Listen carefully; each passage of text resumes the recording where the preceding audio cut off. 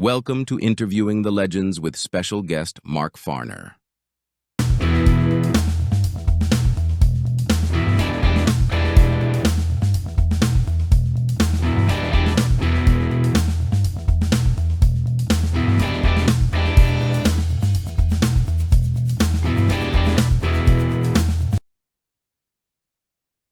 Hello, everyone. Welcome to another edition of Interviewing the Legends. I'm your host, Ray Shasho. Closer to my home is the long-awaited new album from legendary guitarist and singer-songwriter Mark Farner. It's about time, Mark. Bridging past and present, the grit of industry and the callous hard work of a rural man. Closer to my home champions Farner's multi-faceted artistry, celebrating the 55th anniversary of the iconic hit, I'm Your Captain, Closer to My Home. Closer to My Home, the album is highlighted with a re-record, finding Farner in exactly the same form as 1970. Mark says, these songs are honest and from my heart. The collaboration with Jim Peterik, a friend of the show, and Mark Slaughter came from a place of trust, and it makes the whole experience so much more rewarding as songwriters. The audience can feel that. And these songs reflect those very human moments that you cannot find creating a song from a computer. Amen to that, brother. Man. Please welcome legendary singer, songwriter, guitarist, keyboardist, former member of Grand Funk Railroad, and current member of Mark Farner's American band, brother Mark Farner, to Interviewing the Legends. Hello, Mark. All right, brother Ray. Good to be back with you, man. An early happy birthday. Your birthday's September 29th. Thank you, buddy. That's awesome. My daughter's birthday's on the 30th. Really? Yeah. She's going to be 39, man. I can't believe it. I Wow. Time flies. Yeah, dude. And you and Lisa, man, you guys have been married over, what, 40-some years, right? It'll be 47 years, Ray, on January the 8th. Congratulations, man. Thank you. That's awesome. I'm going on 42 years. All right, dude. That's a lot. That's a long, 2 years anymore. It's amazing, isn't it? That, we've done something right. Yeah. I think, you make the commitment. Right. And either you believe in love or you don't. Right. Because love is unconditional. Serious. Square biz. That's right, man.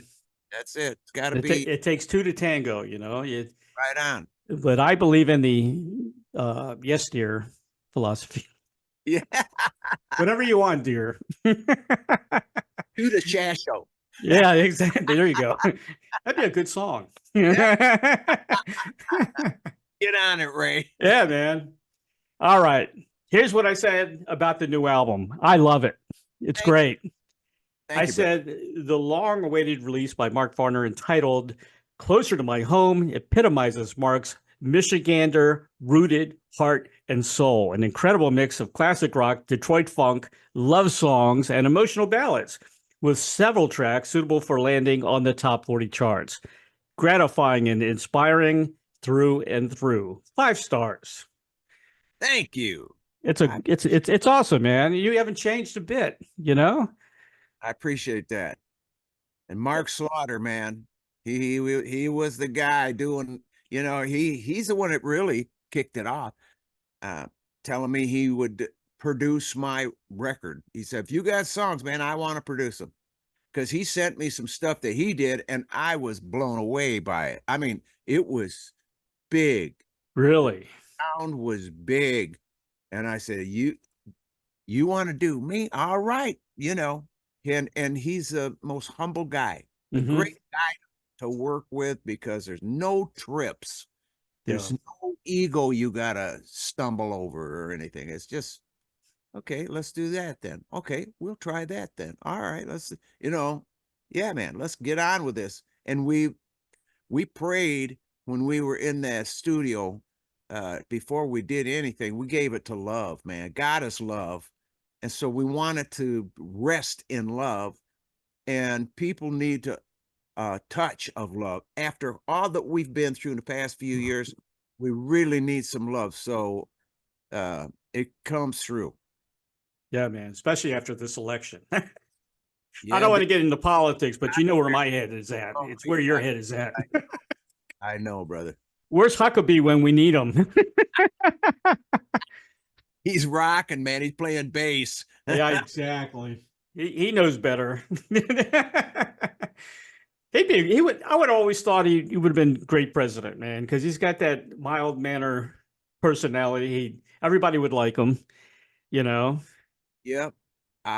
His daughter, Sarah's, she's governor Yeah. and doing a bang up job. And they got heart. They have real feelings. They are patriotic. Mhm.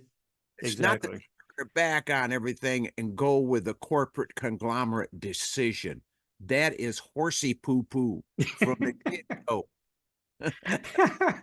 I agree with you, man. Yeah, You man. know, politics is really changed a lot. You know, I'm a Reagan. I'll say this: I'm a Reagan Republican. I love Ronald Reagan. Right on. And I was in business during his time. Everything was great. You know, he made all the right moves. The press loved him. You know, Yeah. yeah.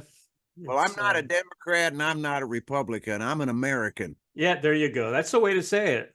That's That's the it. way to say it. Maybe they should get rid of both parties and just, Absolutely. you should vote on their merit, basically on their background and stuff. Yeah, it serves to separate us. It serves to divide us. Exactly. Function like that, not to our fullest, and we can't be as productive as we should be if we draw together as one nation under God, man. There's going to be a lot of enemies after this Yeah. election. You know that there already is. Oh, yeah. You And know, they bring them in by the plane load, the bus load, bring them across, yep, bring them, and it's those same powers and principalities that rule the darkness of this world, brother. that's It's right. from the high places, the banksters, they control everything. Hmm. They control our perception of what we believe freedom is. They really do, I because agree. they own, since the deregulation of the FCC back in '96 under the Clintons. Where did the moral conscience go? Hmm. Prior to the deregulation, you could own 7 AM, 7 FM, 7 television stations. It was a 777 rule, and it was in the hands of patriotic Americans, Hmm. and dads and grandpas and people who really gave a crap about what our children were seeing and hearing. Right. That ain't there anymore. The children are really taking it. Yeah, God. the phone didn't help either. The invention of the cell phone. Oh my God. Yeah, dude. You know, That's part of that whole thing. you remember when Standard Oil tried to expand and they stopped them because they didn't want any conglomerates? That's what happened with radio, Monopoly. monopolies. Yeah. I was a top 40 DJ back in the late 70s Uh-huh. before, you had iHeart Radio and all that crap. Yes. The radio was Radio. Was radio, Yeah. You guys held us together. The jocks held the rock community together. Right. There was never any bickering or fighting or anything. It was always about the music, always about something new, always something good happening. Yep. And not this horse crap that they're trying to divide us with. We need to relive and rebirth that era, bring it back to people's memory. I mean, guys my age, if they're still sucking air, they'll remember that. Those were great days. I miss record stores. Yeah. I miss paying $6.50 for a concert ticket. I think that's how much I paid to see you guys, you and Wet Willie. Oh, yeah. Yeah. I think Shea Stadium, Ray, was $4, $5, and $6. Unbelievable. Unreal. You Yeah. know? And you had Humble Pie also on the bill, right? Yes, they were rocking. It was like their first shows in the United States. And I told Terry Knight when we were there, I said, we need to bring Humble Pie back to the United States. and have them open our show at Shea Stadium. And then, you know, that was the real humble pie when Frampton was on lead guitar and Marriott was singing and playing rhythm. And he was a hell of a good rhythm guitar player. And sang, wow. Yeah, I loved Marriott. He was great, man. I've been trying to get Molly on the show, his daughter. Oh, yeah? Yeah. That'd be great, man. Yeah. I hear she's got it in her blood. I think so. I think you're right. Yeah. Told me that you close your eyes and you think it's Stevie Marriott singing. Wow, really? Yeah. You know, that Shea Stadium concert, I've never seen a concert like that ever. With the people they were bouncing back at everybody in the stadium was so into it, man. Everybody. Wow. Yeah. You were awesome, Mark.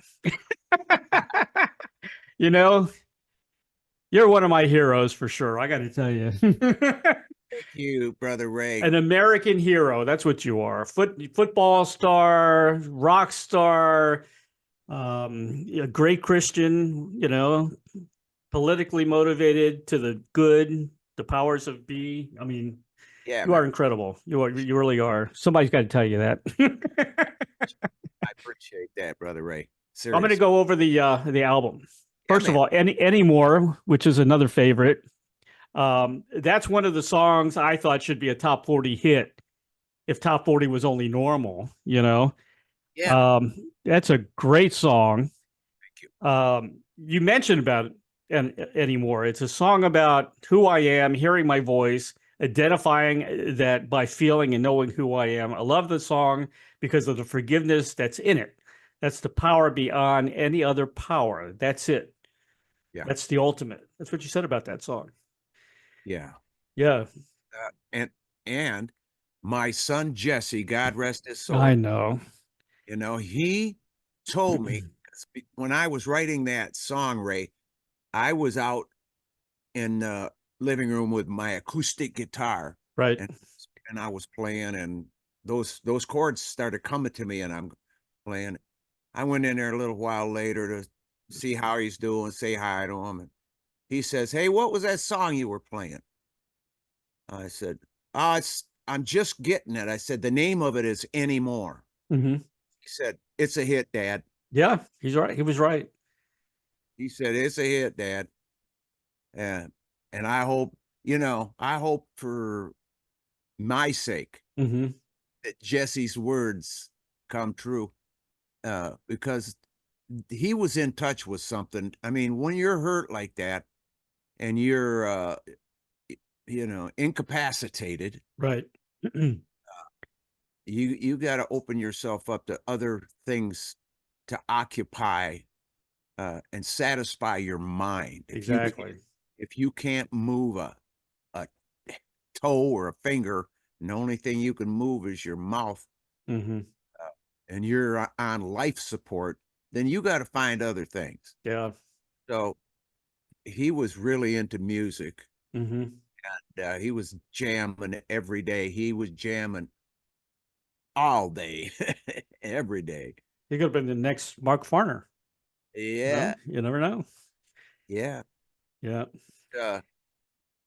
I'm hoping that song does it because of the forgiveness that's in it, because that's what the world needs. And the definition of love, Brother Ray, forgiveness.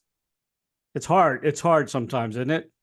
Well, yeah, but it is ultimately, that's what love is. I know. That's what Jesus did. That's, you know, the people that have had these near-death experiences, they come back with a message. You know what the message is? Love. Yeah. I know people that I've actually had, friends of mine that have had near-death experiences, and they said, all Jesus wants, he wants you to talk about love. It's all about love. And that's what heaven's going to be about. Yeah, man. You know? It is. I was there. Yeah, I know you were. 2012. How you feeling, by the way? You doing all right? Listen, dude, I'm on my second one. You're on your second one? I didn't know that. Yeah, the first one, they told me it'd be somewhere between 7.5, 9 years. I got Right. 11 years out of that. So the batteries ran out. Well, yeah, they get it long before the battery runs out. Okay. They keep I hope so. and she's telling me about, you know, what they're going to do, because the first time I was out of it. I didn't know what was going on. I didn't know where I was at or anything. I didn't even know they were going to stick one of them in me. I mean, I was so doped up, right? So she's telling me about what they're, you know, we don't change the battery, she says. We change the whole thing. Right. And she said, but you won't know any of that because, you know, you'll be out. And I said, oh no, I'm not going to go out. No, I'll know everything, because I want to be in touch. I want to talk to the doctor while she's doing this. Really? I want to be aware of what's going on in the room. And they went, hey, it's up to you. Hey, if you want it, we'll just give you a local anesthetic and we'll go in there. And they did. Wow. And it was an experience. It was an experience. But what a great doctor she is. Good. Yeah. That's everything. How long was the procedure? Maybe an hour. That's not bad. No. Yeah. It was like, yeah. Case of peak. We're just machines, man. You know, that's all we are. Yeah. You never know. I had a scare. I had blood that filled around my heart. And they had to rush me to the hospital and get a needle and stick it right by my heart and get all the fluid out, you know. But if I didn't go to the hospital, they said I would have checked out. Well, what was it from? They didn't know. Pizza? You may be right. I went to Applebee's. I had a big dinner, and right after Applebee's, it happened. So I'm never going back to Applebee's again. Getting away from that place. That's funny, dude. But it was pretty scary because they had like 10 people working on me, you know. It was like I didn't think it was that serious, but apparently it was. Yeah, man. Yeah, man. But you got to have faith. You got to have faith. Amen. The next tune, Same Game with Mark. Yeah. Before that was Prisoner. I forgot to talk about that. That was another favorite of mine. Funky rock kind of vibe there. And then, of course, Same Game with Mark Slaughter. Uh-huh. Did Mark play guitar on that? No. No. I played the guitar. He played bass. Oh, he played bass. That's right. Yeah. The guitar on that track was incredible. Thank you. Yeah, man. So much. Under Mark's guidance. Under Mark's guidance. Yeah. He's a great guitar player. Yeah. A great singer. A great producer, man. And you know, it's like doing an interview with you. It's easy because there's no trips, no nothing. We're just sitting, we're having, you know, shooting the shit. Yep. But doing that record with him was, man, it was easy, even though it took us 2 years. I mean, he's a touring musician. I'm a touring musician. Right. Gone a couple of weeks, comes home, and then I'm gone a couple of weeks, and you know, so it was like, it took us a while, but we got it done. Yeah. And I'm very proud of it. Yep. So am I. I think it's a great record. Talk about Facade. Facade. Yeah. That song, I wrote that with my son, Joseph. Okay. And he is a chef in Austin, Texas. Lisa and I would say we were down there visiting, and I was playing his acoustic guitar because he can play. Right. But he's way into the chef thing. And he heard me singing, and he said, what song is that? I said, it's one I wrote. I'm writing. I said, it's Facade. Yeah. He says, I was hearing you. And he says, I'm hearing, no need to fake what I do, pantomiming lies. I went, what? You know, I said, what? Say that again. Let me write that down. So, I mean, out of your baby's mouth, here it come. and staying true to your heart brings out the love inside. Yeah. Perfect lyric. Yeah. And then, it talks about how even the videos, all the influences, this visual thing that we got going, that we're carrying a visual influence in our pocket, this homing device that we carry around with us. It has changed. It has went way beyond reality. Yeah, it did. Yeah, it's way beyond reality, and it's made us very vulnerable to those influences that control the airwaves. The Bible says that Satan is the prince and the power of the air. Yeah. The air of the air. So the song Facade, it's like people playing God. That's what it is. And they're just people. Yeah. The ones that are making the rules and all this horse crap. They issue all the money to all the banks in the world, 189 countries, the same banksters. Yep. Issue Deutschmarks, they issue francs, they issue the Canadian dollar, they issue pesos, they issue the US dollar, they issue yen, they all these currencies. And guess what? It's made up. Yeah, it is made up. You're right. Yeah, man. Yeah. And the value of it. Yep. What? Hey, that piece of paper or that digital, the numbers that it's in there. That's in my bank account. Yeah. Well, credits and debits. what gives it value? Oh, gold. I tell people they don't have the gold, dude. They don't have this. They're 189 countries. They're issuing all this currency. It is a scam. Yeah. It is the biggest scam going. And when people finally realize who's controlling it and that they are in the process of ruining the whole financial system, because it's a race to the bottom as far as the devaluation of every currency. And as soon as we all bottom out, they'll come to our rescue with digital enslavement. Yeah. Oh, that's what we want, ain't it? Yeah. It's going to get worse. Plain as day. I see it plain as day, and I could just.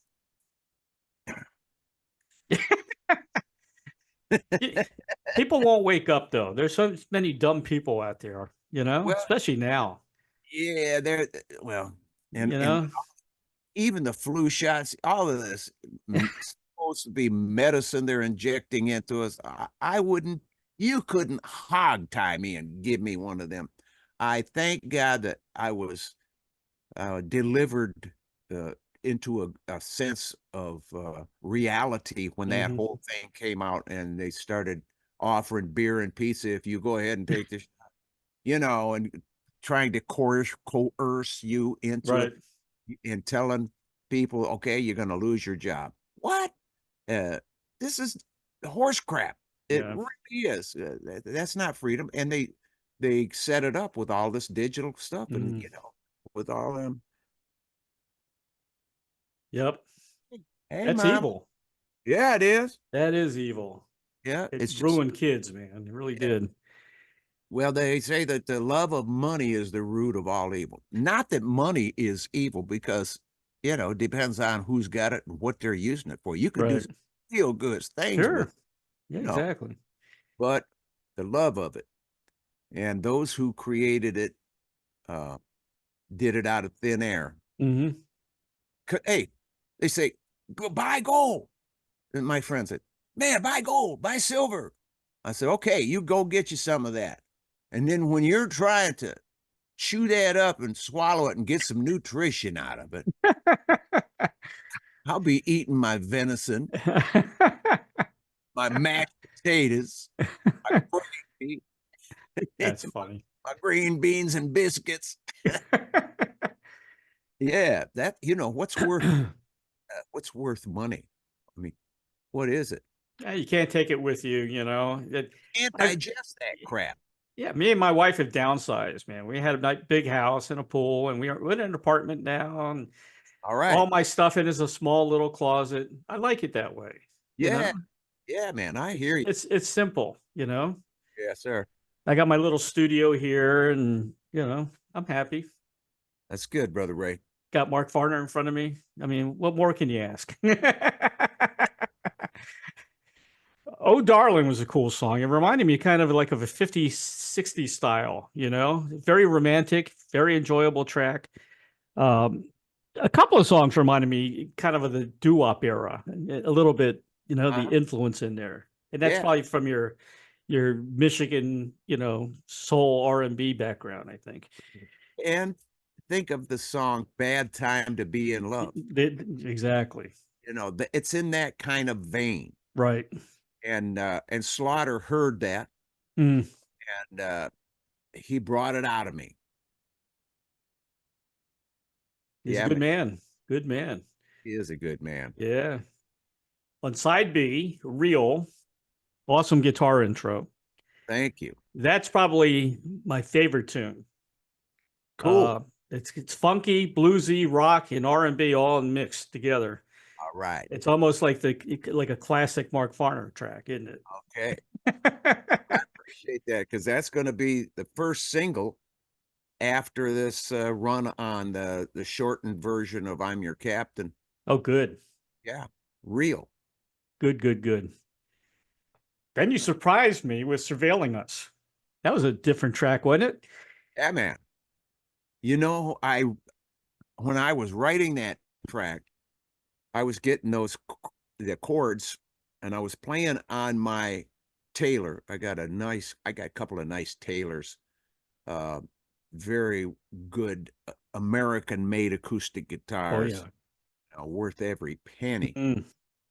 In fact, the one that I got, I used it on a television show that I did down in Chicago, and I rented it, and my tech, J.H. Jackson, J.H.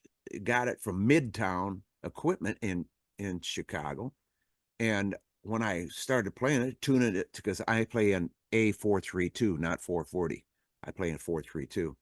And so I'm tuning it to 432. And I know I'm going to be the only one playing anything out there on that camera, because there's just me and the guitar. But I'm going to do this. I'm doing, I'm Your Captain. And I start playing, and there's these kids. We're in the green room for the television station, and there's these kids that are going to go on this show, and it's like a morning show. And I'm started playing, and pretty soon I got all these kids in front of me, and it's the guitar, man. It's like, I said, man, this thing sounds good for a rented guitar. Really good. And the guy, Ziggy, who is the engineer for the station, he said, I've been here 34 years. I'm not using anything on that guitar. It's just what you're giving me. I don't even have it in my processor. What you're giving me sounds better than any other guitar I've ever heard. Wow. On there. And I told JH, I looked over at JH, I said, dude, we're buying this guitar. Somehow I got to get this particular guitar. So I called Midtown, and I talked to Denny Kellogg, who owns Midtown Equipment down there.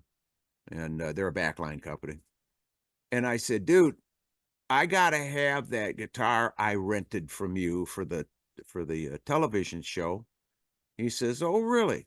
I said, I would swap you a Gibson J45 for that Taylor. Sure. He said, done. Done, dude. How do you want to do it? You're going to ship me that thing? Or? I said, no, I've already plotted it out on my GPS. I'm coming to get it. I drove down there Yeah, man. I drove down there in my Chrysler minivan Mm-hmm. and I swapped him and I drove back. I turned around and drove back home. Man, I was like beat. I was Yeah. 13 hours on the road. Wow. Jeez. What a worthwhile trip. I know And the feeling, guitars are like fitting the right glove or, the right yeah, clothes. When it's right, it's right. yeah, man, You it know? is. It's the right fit, man. Yeah. And that tone. Oh my God, the tone. Mm. It's like picking up a guitar that's, a real old guitar and the wood is got just right. It was already there. Yeah. The Yeah. sparks that they used in that, Ray. Oh my, Mm. good stuff. I need a guitar. I need a lightweight guitar because I had surgery on my wrist, so I can't pick up like a Gibson or anything. It's got to be a light guitar. Yeah, you need it. Of course, I'm going to tell you, you're going to need a Parker Fly, but you Oh, got to get Parker one Fly. Yeah. between 93 and 2003. In those 10 years, they produced 30,000 wonderful instruments, Hmm. 30,000 of them. So there's a good one out there for you. Okay. Yeah. It's a And matter of finding the right one. I played the hardtail Mm. because I don't like the whammy bars. I I got don't little either. I don't like the whammy bar either. tail. You know, Yeah. it sounds wonderful, man. Yeah. Everybody they love my sound. When I play live, people come over and go, "What do you got, man? It's a What?" Mark Farner. It's a Mark Farner sound too. You don't sound like anybody else. Yeah, You don't. yeah.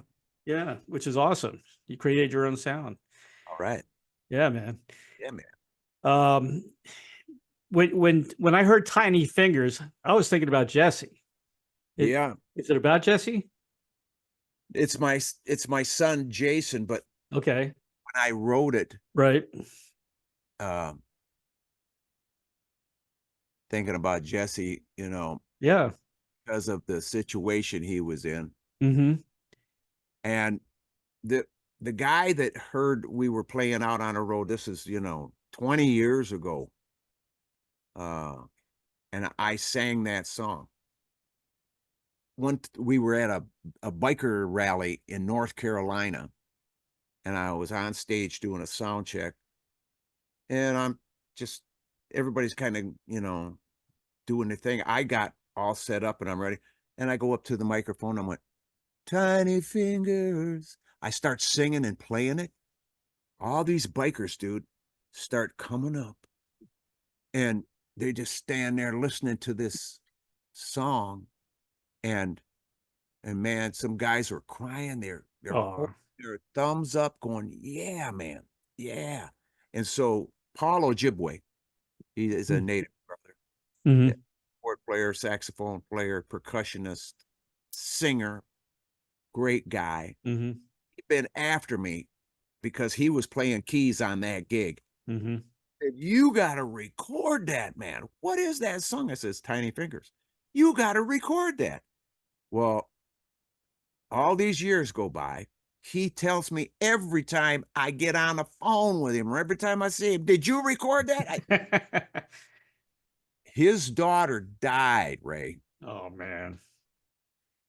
And I said, Paul, it's time to record Tiny Fingers. Yeah. So we both lost Mm-hmm. our babies. Yeah. And I felt like if I don't get this done, I'm not going to get it done. And I Right. told him, I said, can you come up here to do it? Because we can record it. I got the microphones. I got a nice Telefunken, and Mm-hmm. 47. Mm-hmm. He said, man, I will be there. And he's playing along and I'm going, oh yeah, that chord right there. He's learning, he's Yep. learning where the song's going and he's got great feel. Mm-hmm. And he would hit these chords that just made me, my chills go up my back. I'm going, oh my God, that's it, right? You don't use nothing when you get to that part. Hit that chord because it is talking. And so he constructed the whole thing, put his keyboards all up, you know, and got 3 different keyboards coming through there at once, but, you know, controlling them MIDI wise. And when we get done, because I had a scratched vocal track on there, and get done with his parts, I said, come on over here, because he was setting off to the side. I said, come on over here and get in the center of this stereo mix and hear it the way I'm hearing it. Right. Because he was saying, well, I don't know about this. I said, come on over here and listen. It started, and the tears came rolling. The tears came rolling. We hugged each other. We held each other. We sobbed the way fathers that lost their kids. That's right. And when that hits me, and it does, every once in a while it hits me. I don't care where I'm at. I don't give a rip. I let it come out, because that's the purpose of it. It's part of the soul cleansing that, you know, you can't get it no other way. So let that be part of your, you know, cleaning. Right. House cleaning, man. Temple cleaning the It's temple. true. Yeah. So we both agreed, yep, that's it. That's beautiful song, man. It really is. Thank you. It touched me when I heard it right away. I was thinking about Jesse. I said, wow, that must have been a tough song to write, you know? It was a tough song to sing, Ray. Yeah. Yeah. And I had tried to sing it a couple of times, you know, but I was just so emotional that I said, oh, I could never sing that song. I could never sing that song. And Paul, all those years, kept telling me, you need to record that. So finally, this is it, man. All in, Tiny Fingers. You know, it's a good thing to cry. I mean, yeah, especially when men get older, it comes out easier. yeah, man. Certain songs make me, you know. Yes, sir. You know, I had this conversation with John Anderson from Yes. Oh, yeah? When he was sick in the hospital, I was sick in the hospital. I had an infection from when they took my gallbladder out. Ooh. And we were talking about, we both cried in the hospital. A guy with a guitar came over and visited John, and he started crying. A pastor came to see me, and I started crying with the pastor. You know, they always say the right words. You know, so yeah, we had the same conversation. You know, he said it's good to cry. It sure is, man. Soul cleanser. It is. Friends forever, Jim Peterik, who's been on the show. He's such a nice guy, man. Yeah. Have you been to his house? What I've seen through Zoom, looks like a really cool home he's got there. Yeah, he's got guitars everywhere. Going up the stairs, down the stairs, across from across the hallway, in the garage. He's got it's just all unique, nice. He started a long time ago, and it's really, you know, representative of his mindset and where he's at. You know, he's a great guy. Really is a great guy. Really is. And it comes out, you know, in his writing. That was the other top 40 hit. That was the second top 40 hit I thought that should be on the radio. It was Friends Forever. That's a great song, man. Thank you. You guys really worked well together on that. Thank you. And of course, I'm your captain. Oh my God. You did it again. Nothing's changed. It's Mark Farner again. All these years, what is it, 55 years? Something like that? Yeah, 55 anniversary. Can you believe that? The scale, because I didn't play it in 440, brother. It's in 432. Really? And the tuning standard of 440 was adopted in 1953 in the United States. And you know, you've been playing at 440. Everybody tunes to 440. Sure. But when I found out about 432, And then I found out that we switched from 432 to 440. 440 Really? in 1953. Didn't know that. That was made me even more curious about the reasoning behind it. Right. Was there some kind of method, Yeah. undertaking of the nature of doing something to mankind? Was this a musical vaccine that had magnetic pull it to the right side of your vein?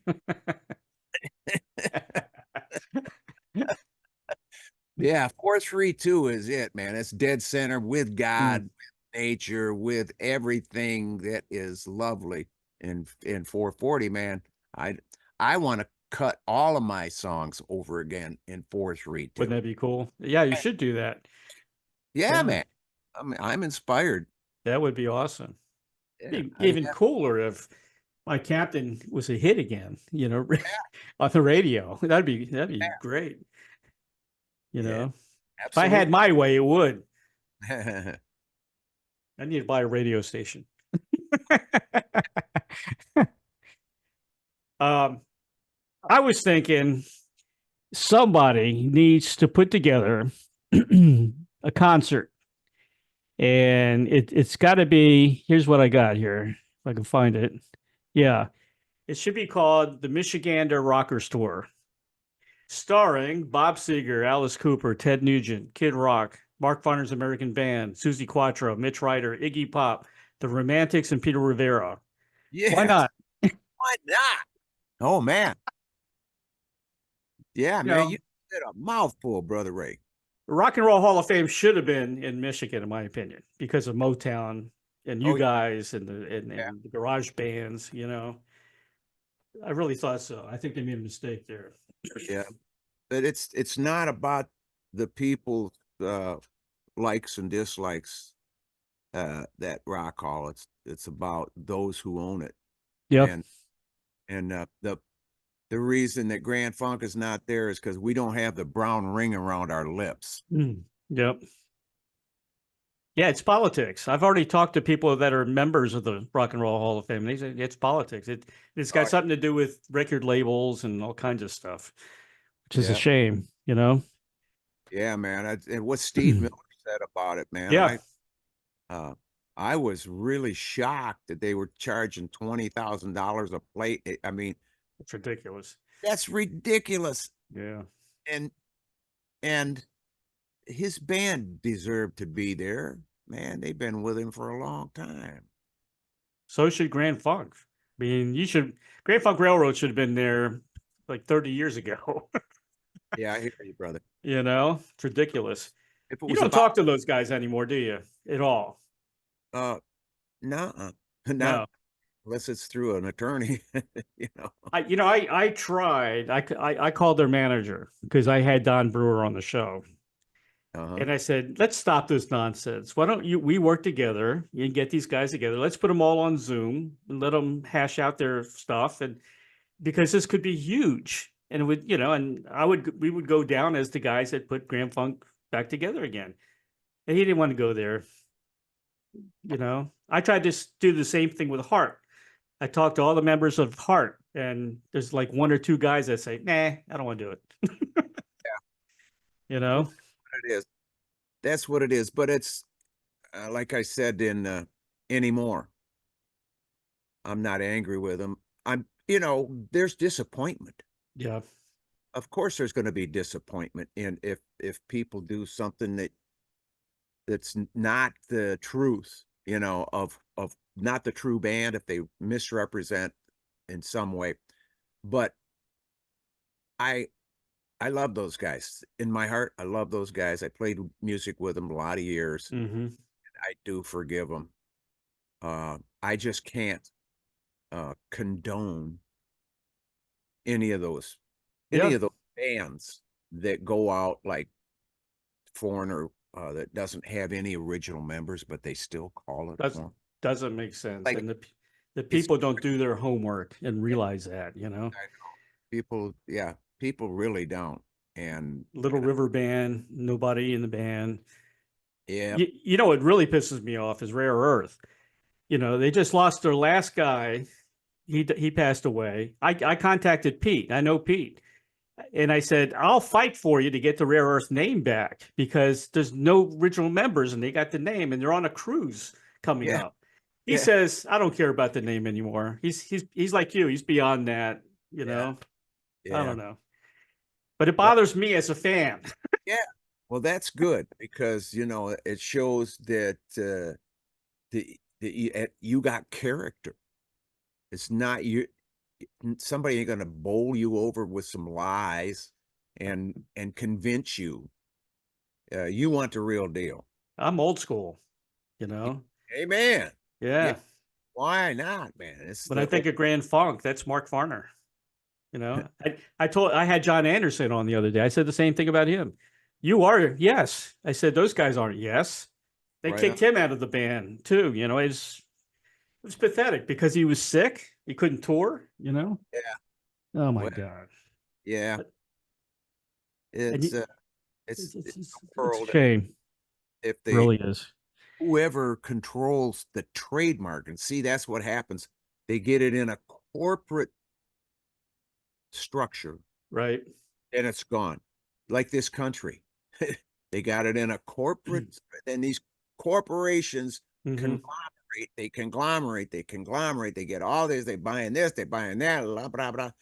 Pretty soon you got a monopoly. Yeah. And then the sickness of Hmm. that monopoly overcomes the people. That's right. And we are sick, man. It is. I'm sick to death of the BS, the music, the manipulation. You can't put together real music anymore. I mean, who's playing it? Yeah. There's no No bands. There's no no set bands. stations that are playing the real music and playing the stuff that moved us and playing the things that were revolutionary back in the day. And There's there's so much good music out there. man. So much new good music. And I interview a lot of progressive rock artists from all over the world. Uh-huh. Nobody's heard of them here, but I bring them to the US because their music is so good, Yeah, you man. know?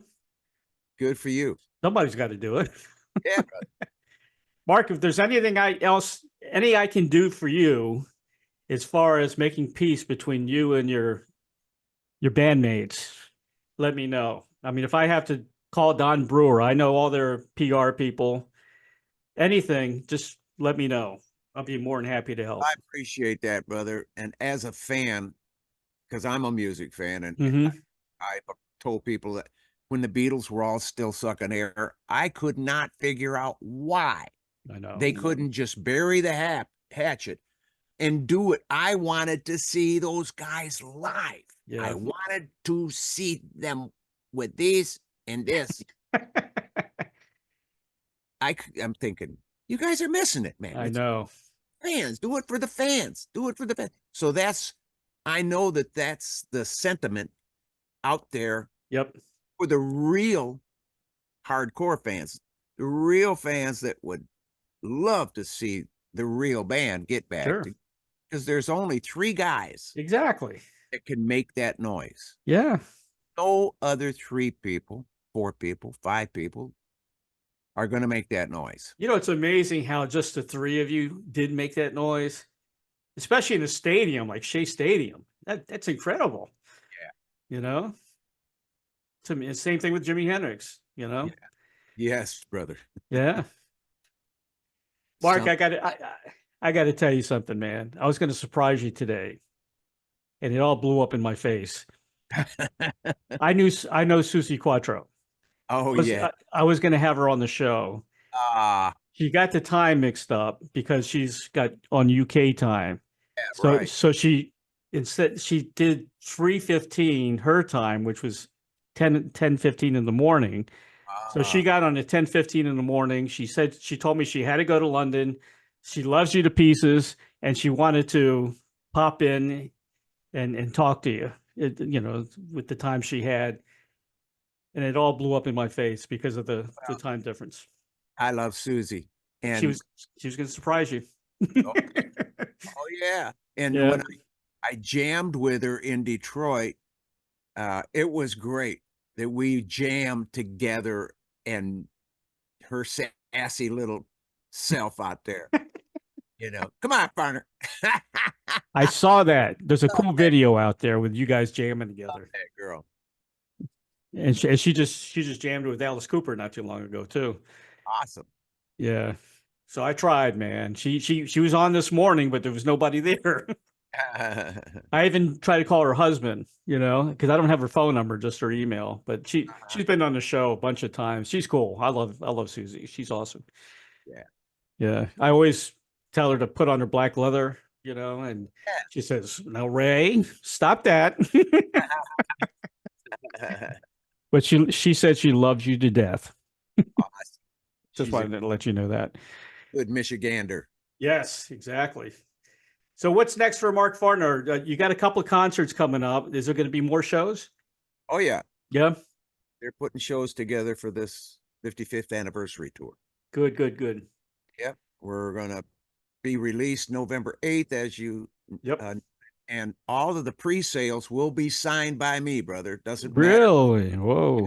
Awesome. Doesn't matter if it is the vinyl or if it's the CD, it will be signed by yours truly. That's great, man. That's awesome. And you can pre-order now. It's www.markfarner.com, and you got /shop2. You go right to your shop on your website, and it'll be on Amazon. It's already on Amazon, but it's not available yet. Right on. So it'll be easy. Well, man, I hope you come back to Florida. You always do. You play Clearwater a lot. Oh yeah. I love Florida, man. I love playing Florida. It's like there's so many people down there that are from here. Yeah. Oh, you're kidding me? Man. They're all from here, all from Michigan. They own Florida, especially where I'm in Sarasota in the Bradenton area. They're all Michiganders here, man. Awesome. Yeah. Yeah. I want to very special thanks to Melissa. Melissa's wonderful, by the way. Thank you. She's cool. I think so too. She is the best. She always hooks me up quickly. Yeah. She's from Moxie. I guess that's her PR firm, Moxie. And you can buy Closer to My Home. Pre-order it now. For more information about Mark Farner, go to www.markfarner.com. You're on your official website. You're on Facebook, Instagram, Apple, YouTube, Spotify, Pandora. And don't forget about Farner chords. You're still doing that, right? I am. Awesome. What was the last one? When? What were you? Was it a specific song or? Oh yeah, each one's a specific song, but I couldn't tell you right now because my mind has been, on this album. I stopped at Third Man. We played the Jeep Fest here about 3-4 weeks ago down in Toledo. Right. And because of the air, the screw up that they were having, we ended up driving down there. We were on a flight in the morning. Well, it got delayed. And I said, you know something? If we don't go, we ain't going to make it. So we jumped in a rent car and went down. And on the way back, we stopped in at Third Man, who is doing the pressing on this red vinyl. Oh, wow. Yeah, that's cool. It's red vinyl. It's beautiful. Nice. Stopped in there. I signed 990 of them. Jeez. Yeah, on the way north. Wow. And Lisa, we're a team. Yep. So she would put them over in front of me. I'd sign them. So, yeah, Lisa's awesome. I met her in Clearwater when you did it at a show outside on the street. I think it was in front of the Capitol Theater. I was there. Mark Bowser was there. We went talked to you and whatever. Right. Yeah, it was awesome. You do have a show December 5th. First of all, October 24th at Warren, Ohio, Robbins Theater. December 5th, the Ridgefield Playhouse in Ridgefield, Connecticut. And this is going to be fun. The 70s Rock and Romance Cruise. March 15th through the 22nd, 2025. That's Yeah, probably sold out already, isn't it? Most I- likely. I don't keep track of any of that. In fact, those ones that you just mentioned, I did, I don't know until I told Lisa, I said, I don't want to know about it until we're like a couple of days out. Yeah. Then you tell me, but I don't want to know about it because I got so many things on my mind. That's funny. I don't need to be thinking of I just need to keep practicing and writing music. And That's so right. I be ready for whenever and wherever. Lisa will keep you straight business wise. She's good at it. Yeah, buddy. Mark, thank you, man. God bless you. It's always wonderful to talk to you. Yeah, brother. Keep doing what you're doing, man. The album's great. 5 stars all the way. I'm going to promote the hell out of it. Thank you so much, brother. Yeah, man. Good to see you again. All right. All right. All right. Take care, Mark. Yep. Bye for now. Bye-bye. Join us again for another episode of Interviewing the Legends.